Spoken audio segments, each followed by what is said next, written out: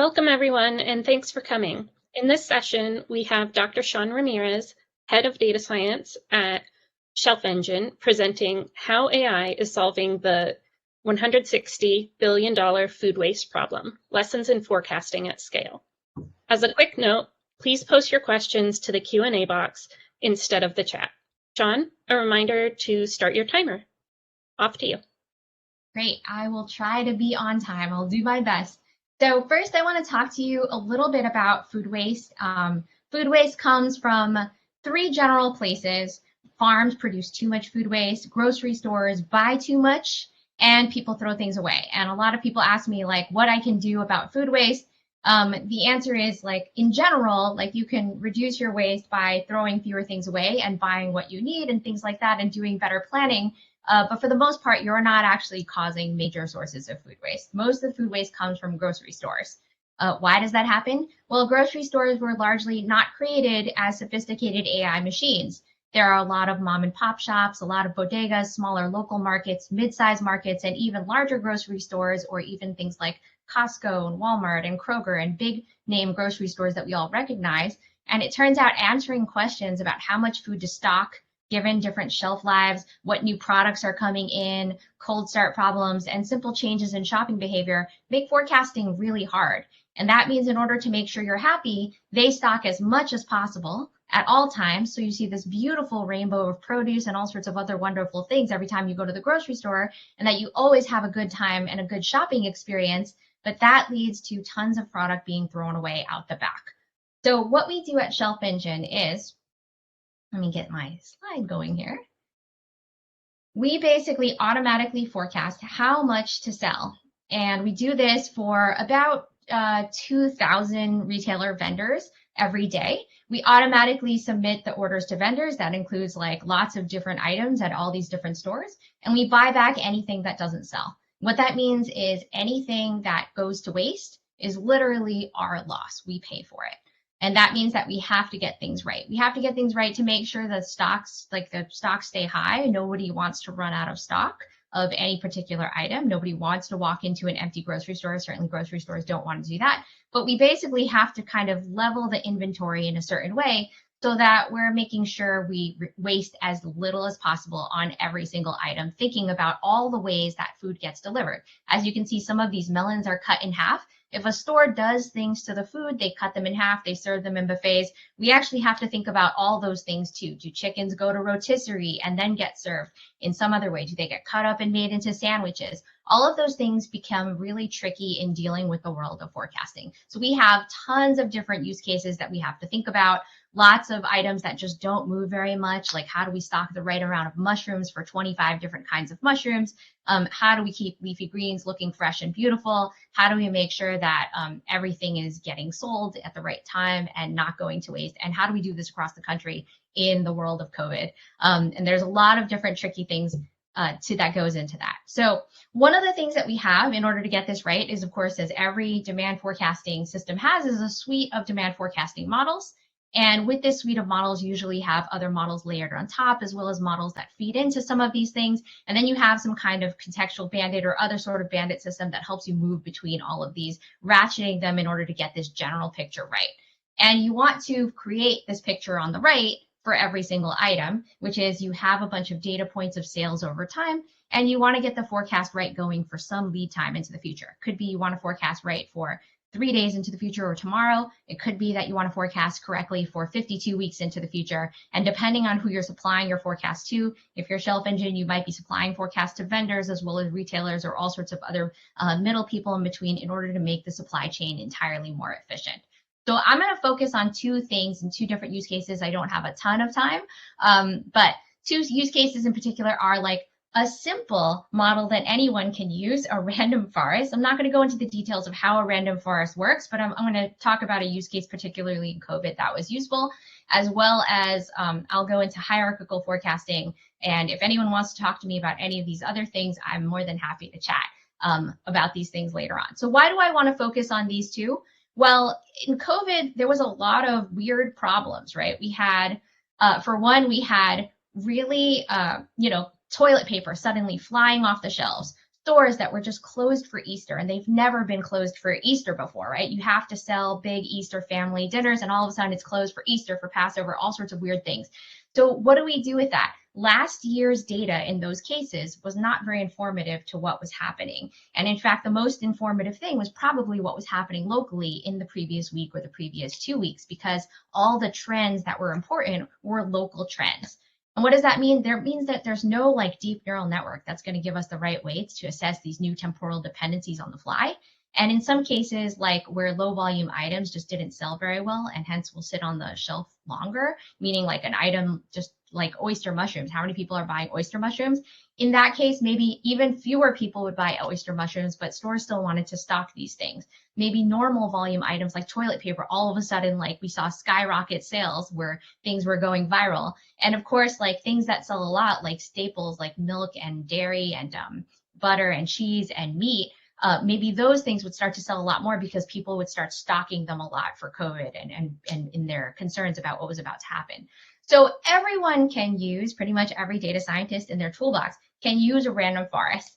And it turns out that random forests are nice and simple. They are flexible to handle a bunch of different features. You can throw them in very quickly. And there is this winning Kaggle competition that I decided to plug here today with an accompanying tutorial if you ever want to use this for leveraging short-term histories at scale. So this was a contest in which there were 8 days of histories at many different locations, and the entries in the Kaggle competition were supposed to deal with missing data on 8 days of history. That's a lot of potential missing data.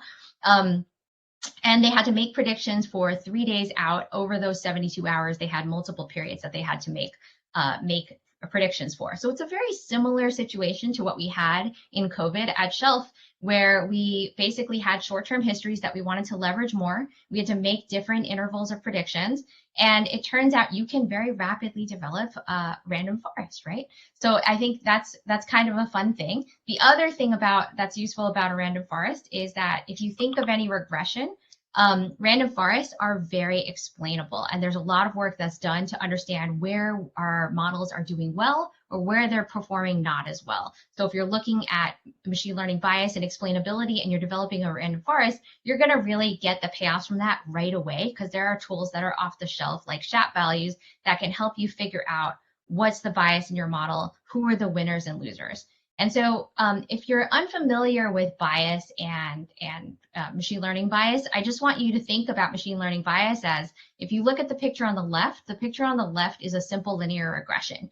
And what a linear regression is doing, a line of best fit is doing, is it's taking some sort of average, looking at the residuals. And so there are winners and losers in this regression as we get this best fit.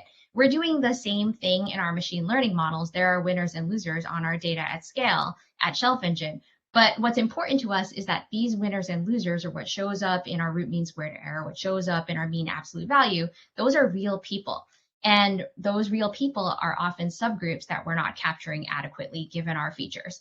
In COVID, during COVID times, there were lots of different new subgroups to think about, lots of people doing really different things, and lots of behavior that was very, very abnormal in certain ways, and people reacting, and they're still reacting systematically. So we want to be able to capture them using machine learning, but we want to create the right metrics and the right explainability in order to say, like, hey, our AI ecosystem here is making systematic errors from a subgroup that we're not capturing. Therefore, we should either adjust the models, build new features, or do something to think about who this long tail is for us, of who these stores are, who these bodegas are, who these cafes are, who these gas stations are that we're supplying, in order to make sure that we are serving them adequately and getting the right metrics and performance on those groups.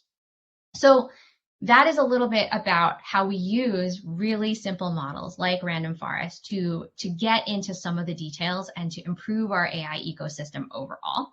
But I haven't mentioned the most fun part, which is this other half on hierarchies. So what we want to do is, of course, any of these machine learning models may be producing estimates for all kinds of forecasts for different items, but we want to leverage information across different items at the same time. And a simple way to do that is to think about hierarchies. So what is a hierarchy in forecasting? A hierarchy is basically, I want you to think about a hierarchy as a systematic relationship that is an expectation about the probabilities being forecasted in some sort of structure. And you can change this structure if you want to get go a little more crazy with this. You can think about hierarchies and move them into things like networks or something like that. But for now, we're going to think about just hierarchies.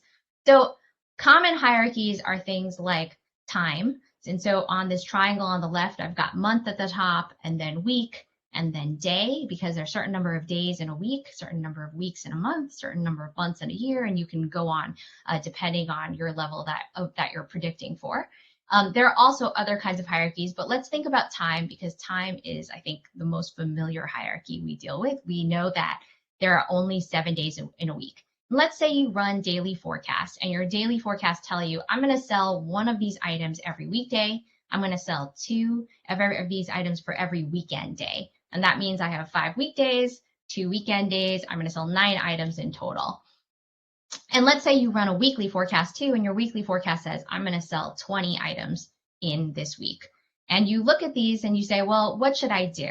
I've got these 2 things. One seems to estimate that I'm going to sell 9 items this week. The other says I'm going to estimate 20 items this week. Depending on the different use case, you can reconcile these levels in different ways. So with a top-down approach, this arrow over here means a top-down approach, you might want to double the number of daily product that you send, because you want 9 to be closer to 20, and so you can multiply everything by 2, for example. So you can introduce some sort of scalar factor. You can change that relationship in different ways. You can also reconcile this bottom up if you want. If you want to think about, like, my daily estimates are really the ones that are accurate, my weekly estimates are more likely to be less accurate, or perhaps that's just the trickle down effect that you want to have on production or on the retailer itself. And you can scale things differently, and you can say, well, I want actually my weeks to be ratcheted down a little bit so that my monthly projections change. So maybe you have a bottom-up approach. Similarly, you can have a middle-out approach, meaning all the daily forecasts there are going to be scaled up to match the week, and the monthly forecasts are going to be adjusted as well. The key point is that you have a lot of different flexibility on how you do this reconciliation, and you can build forecasts in at each of these levels, even really simple ones like the random forest I told you about just a moment ago, in order to create sensible hierarchies that are tailored for specific use cases. And you can think of lots of different hierarchies here. For example, on the left, I've highlighted location. You can think about location hierarchies within different countries. There are regions. Within the regions, there are specific stores. Within stores, there are specific aisles. And perhaps you think that there's a certain amount of traffic that goes down each aisle, and that's somehow going to trickle up and affect the amount of sales in each store, and that's somehow going to affect the amount of sales in each region and each country, etc. Similarly, you can break this down further, and you can say within the produce section, there are vegetables and there are root vegetables. So let me give you a little example. This is an example on Jerusalem artichokes. Jerusalem artichokes are not something that I've necessarily bought a ton of. It's like a low volume item. I've never actually eaten a Jerusalem artichoke, I don't think, but I hope they're delicious. And you can think about leveraging different hierarchies in order to get this information correct. And what's nice is that once you build out the code structure for this Jerusalem artichoke, you can then test out different, maybe more advanced level models to get the best results at each level. I put a plugin at the bottom for intermittent demand forecasting, which is a set of methods that you might use for thinking about low volume items or items that don't sell very much but suddenly sell a little bit, etc. So those are there's different like methods you can import for different things to get the best results at each level. And then you can also swap out different reconciliation techniques in order to fit the use case and get the best performance. And on top of that, if you're at Shelf Engine, you will also think about optimization at single or multiple levels. For example, we want to optimize the amount of what shelf presence looks like in a particular section of a store. Maybe like we want the root vegetables to look a certain way, and so we want to balance it in a certain way. And you can think about using this structure to inform causal modeling to understand how customers substitute different items across the levels and how that affects overall forecasting performance across the entire store. And that's it. We have lots of openings in our team in data science. If you're interested in doing this, we are hiring machine learning engineers, causal inference and experimentation people, and we also have an internship program where you will work with me. In addition to that, we are hiring in engineering for data engineers, software engineers, and product managers. We have lots of other opportunities, so please feel free to take a look at that, and I'm happy to answer any of your questions. Thanks.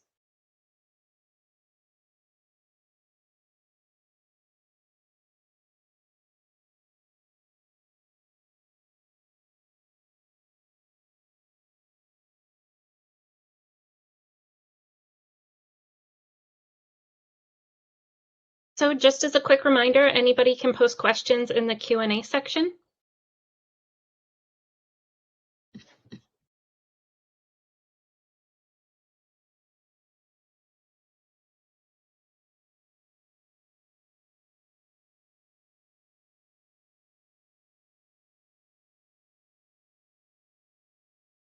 Yeah, happy to answer anything, guys, about anything. So.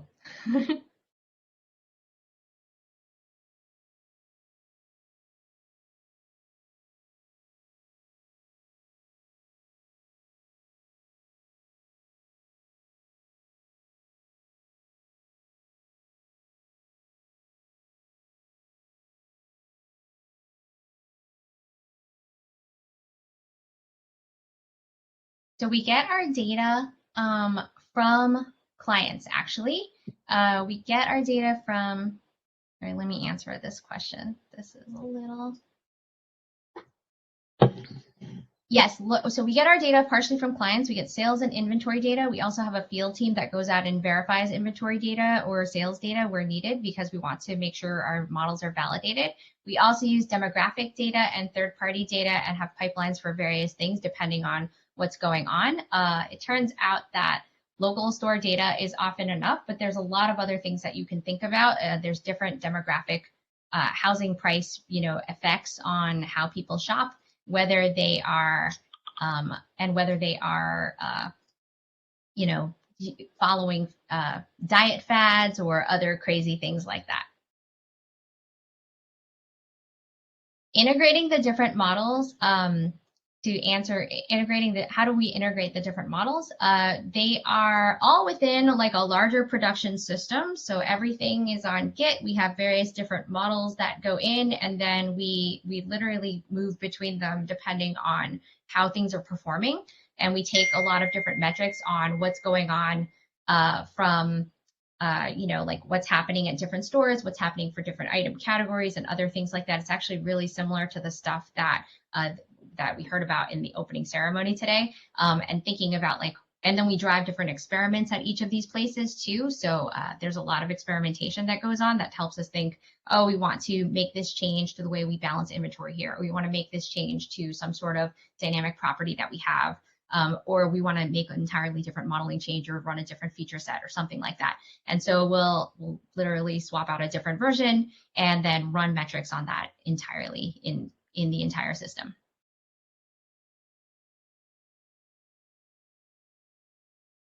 Do we apply the same models for items, or do we choose them depending on the types of items? We choose different models depending on the types of items. Certain items, and we use characteristics of the items as well. But some items really are not really, they're not modeled in the same way. So we can't necessarily use the same model for every single item. And we can't also use the same model for every single store. If you think about store behavior, there's a lot of weird store behavior that goes on. There are some stores, for example, that run huge promotions, which create really high velocity items all of a sudden, where basically they will mark down things to 15 cents or something like that. So we'll get just tons of sales and tons of weird spikes driven by promotions or things like that. So we have all kinds of different models for different stores as well as for different specific items.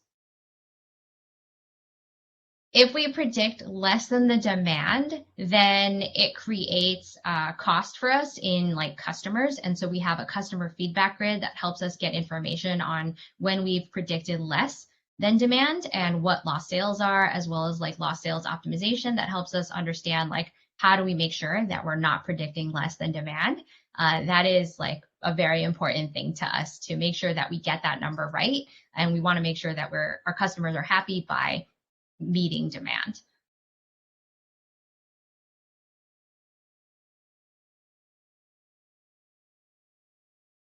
For the question on hierarchical reconciliation, do we have the models talk to each other to reconcile within those models, or does that reconciliation applied after multiple models make their prediction? And that's an interesting question. It turns out you can do it both ways. So you can create direct reconciliation where the relationships between different levels are estimated. And this was something that I think if you want to move into Bayesian hierarchical forecasting, there are good ways to do that to build out uncertainty between different levels. and then have probabilities updated on the distribution or weights that are being sent to different levels.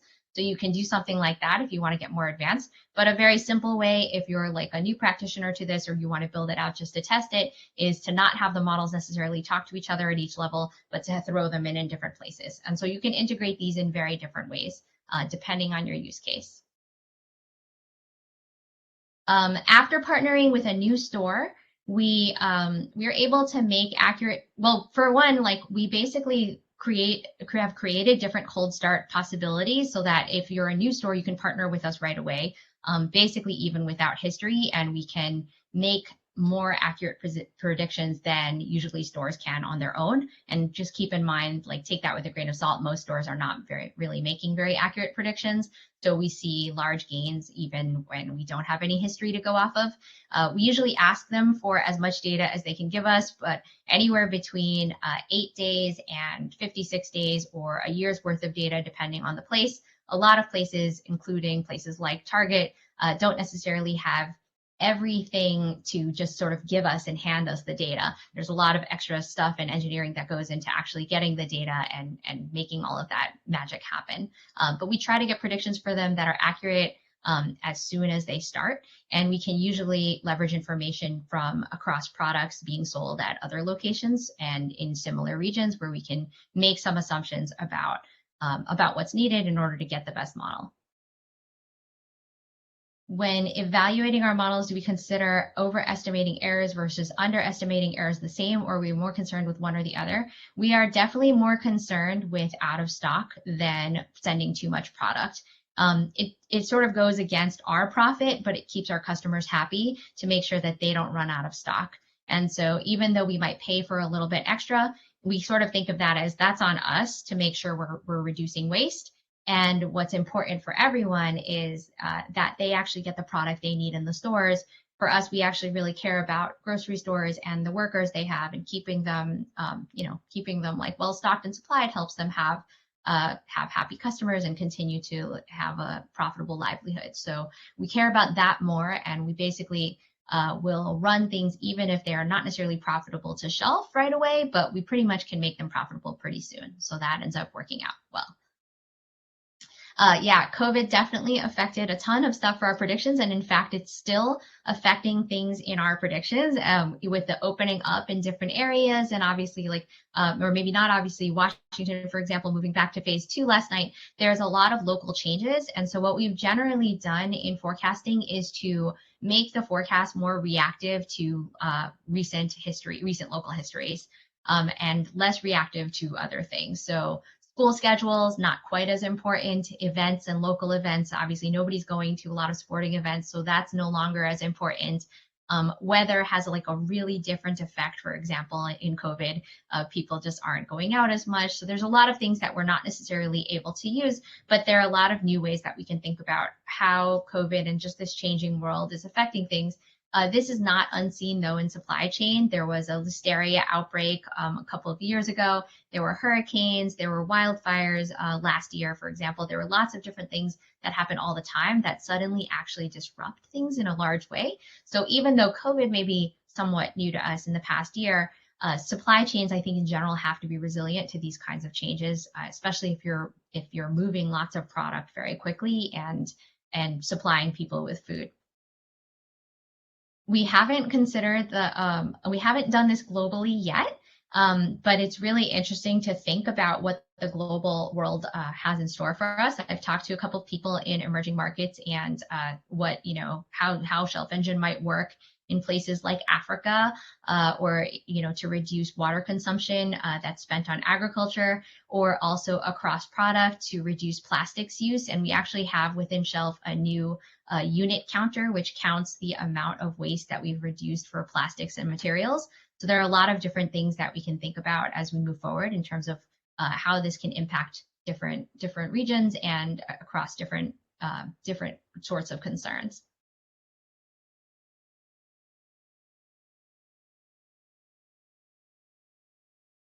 we get the features for our models. How do we get the features for our models? Does someone visit each grocery store? Yes, we actually do have people visit a grocery stores. We call them shelf champions. And if someone's interested in working as a shelf champion, we have lots of room for that.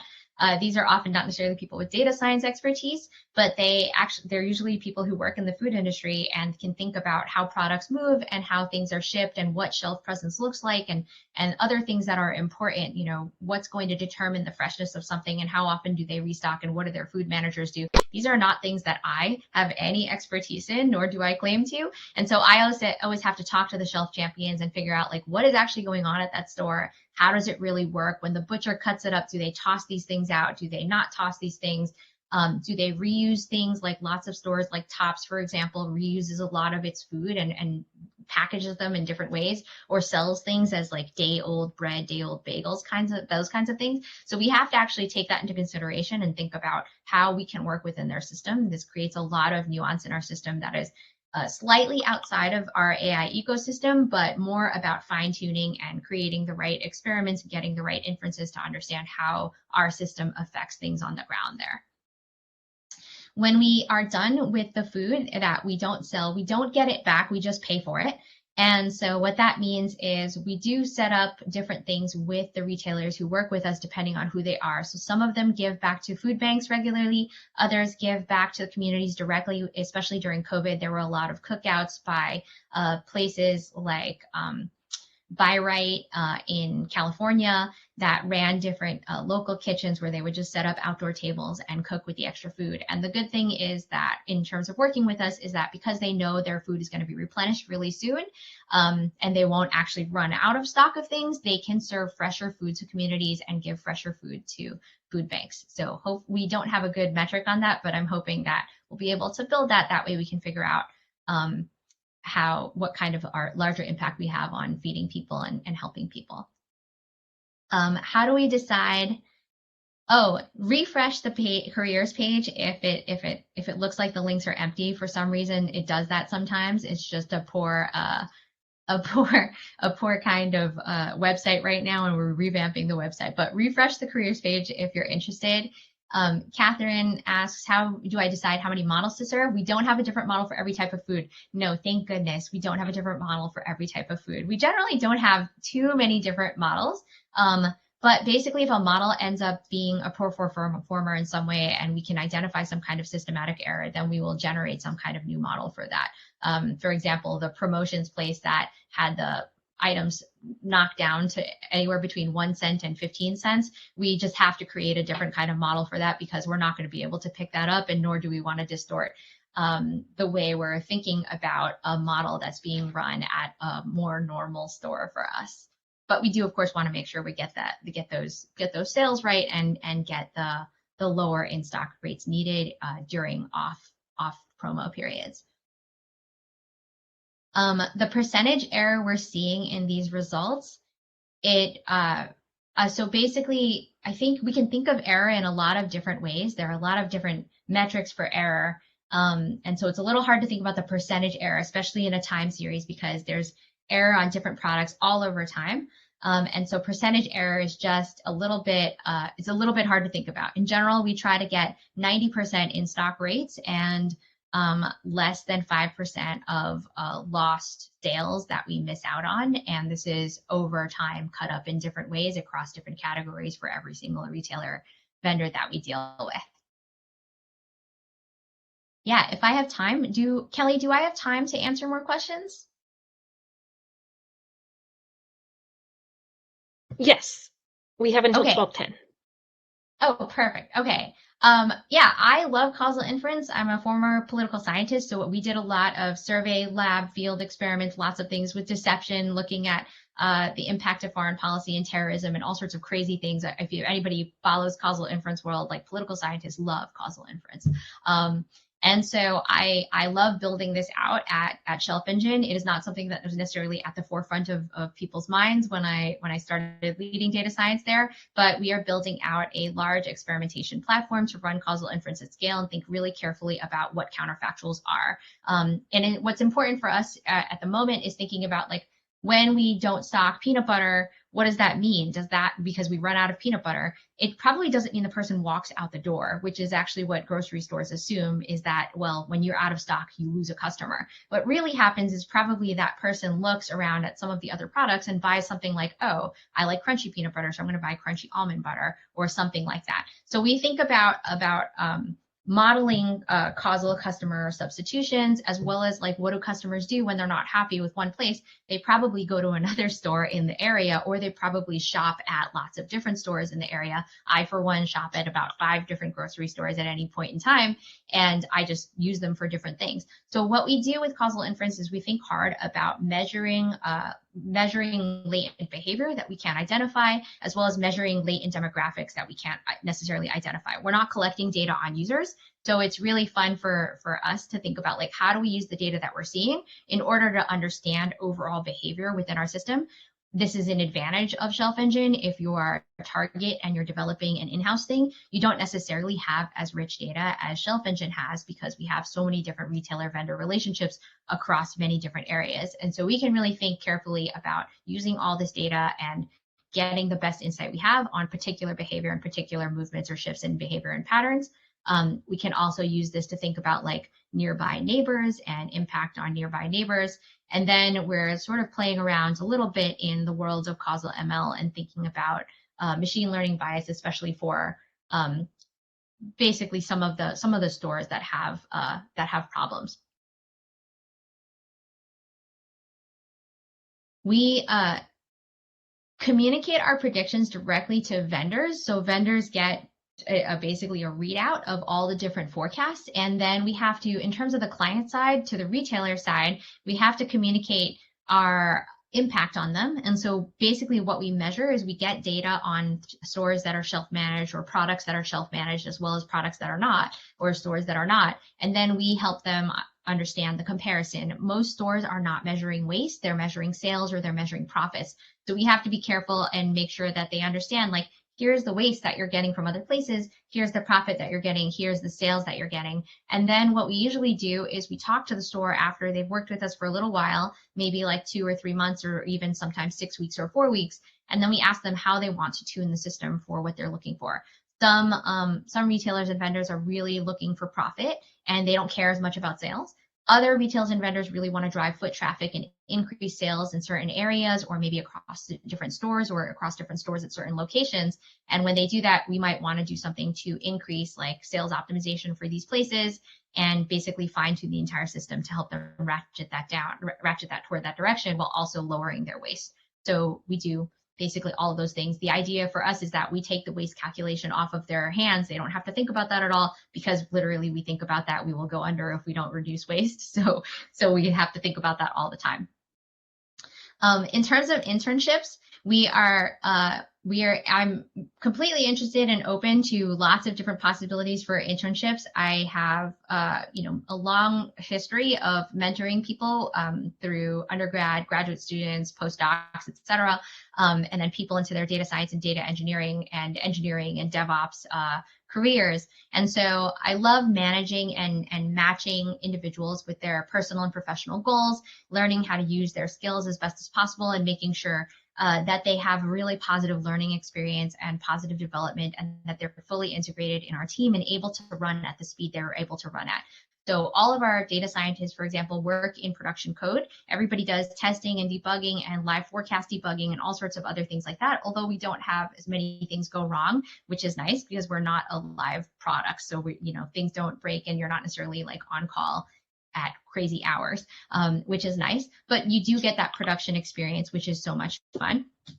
The other thing is that, so really like an intern for us can be somebody who really wants to move in the causal inference experimentation, data analytics, can be somebody who wants to really move and learn in like how to do end-to-end modeling, to ideation, brainstorming, research, prototyping, testing, A/B testing, shadow testing, back testing, and then like full on like launch at different places and monitoring and everything else. It really just depends on what you're looking for. And so if you're interested in some sort of internship or working with us, I'm more than happy to talk to you all about that. Just feel free to email me. or reach out to me on LinkedIn. And I don't think we actually have the internship up on our careers page. It's not a like program that we necessarily want to get like 10,000 applications for. So, you know, feel free to reach out to me directly or send people my way. We want to try to keep my like work a little bit limited in like not reviewing 10,000 people, but also in, you know, providing opportunity for junior people moving into this field.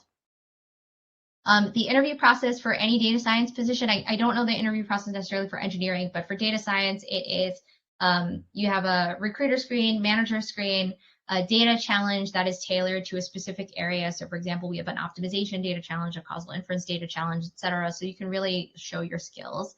And we can see a little bit about what your pipelining looks like, what your Python code looks like. By the way, we work almost entirely in Python, Spark, Airflow, all sorts of stuff like that, and Git and Databricks and those sorts of things. And then we have on-site. The on-site has a SQL and Python challenge, which is pretty common for most places, as well as questions on machine learning, statistics, to make sure that you can work you know, sort of at the speed we want you to work at and engage in conversations meaningfully, and also learn from each other and maybe provide some of your own expertise as well. That's always great. And then we also ask you some questions that are sort of case studies around the things that we do. And we like to see how you tackle them or how you would tackle them. And that's it. And I think I have 2 minutes left. Yes, if there are any more questions, we probably have time to take one more. Otherwise, I am posting Shawn's email in the chat so you can copy it, and it's also on the screen in front of you. And thanks everybody for coming.